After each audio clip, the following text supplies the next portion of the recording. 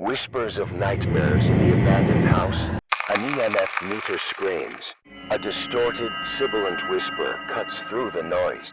A heavy door slams shut. A voice, breathless and tight with panic, breaks the chaos. It's not a whisper, it's a warning. Section 1. The legend.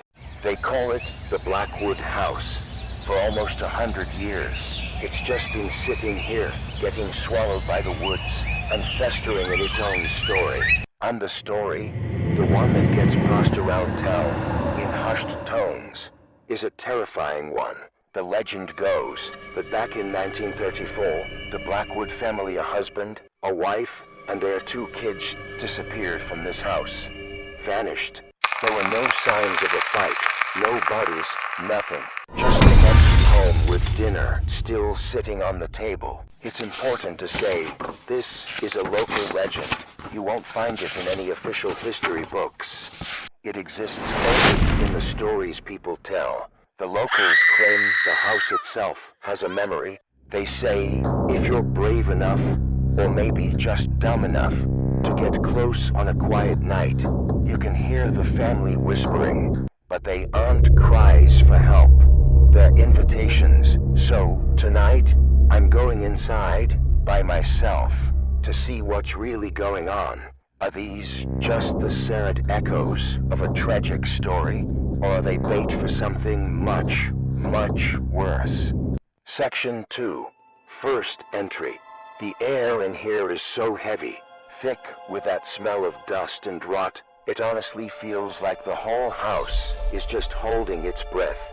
Watching me, the silence is the first thing that hits you, but it's not an empty silence. It feels expectant, okay? I'm setting up my gear here in what looks like the main living room. I've got a full-spectrum camera, a few digital audio recorders to try and catch any EVPs, and of course, my EMF meter. I know. There's no scientific proof these things actually detect spirits, but they can detect changes in the environment, things that are out of place. My first sweep of the ground floor is nothing. It's cold in a few spots, but in a house this old and drafty, that's pretty normal. Just the house settling. I hope you hear all the stories about how these old places mess with your head. Let's see if we can get it to say something. Section 3. The whispers begin. Alright, I'm just gonna sit here for a bit. Try a basic EVP session. Is there anyone here with me? My name is Alex. I just want to hear your story. Can you tell me your name? What happened in this house? He rewinds the digital recorder. At first, there's only static. He isolates a section, boosts the audio. A faint, airy whisper emerges, too distorted to be understood. The EMF meter on a nearby table chirps once. Whoa! Did you hear that? Listen, it's faint, but it's there. Something answered. The legend says this is exactly how it starts. The whispers try to pull you in, make you think you're talking to the family. But I can't shake this weird feeling, like this is all a performance. This place is already way more active than I ever could have imagined.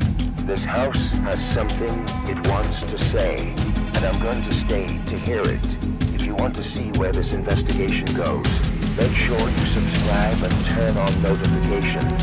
We're only just getting started, and I have a feeling the whispers are about to get a whole lot louder. Section 4. Escalation. I'm on the 2nd floor now. According to the town records I could find, this is where the children's rooms were. The air up here is just colder, heavier. You can feel a real sadness here. I'm going to try the spirit box. Is there a child in this room? Play with. Alex freezes. Before he can even process that, a door at the end of the hall slams shut. The bang is so violent, it feels like it shakes the whole house. Okay, that was not the wind. That was a direct response. The whole energy just shifted. It doesn't feel sad anymore. It feels angry. It feels like I've really overstayed my welcome. Section 5. The confrontation. The whispers are everywhere now.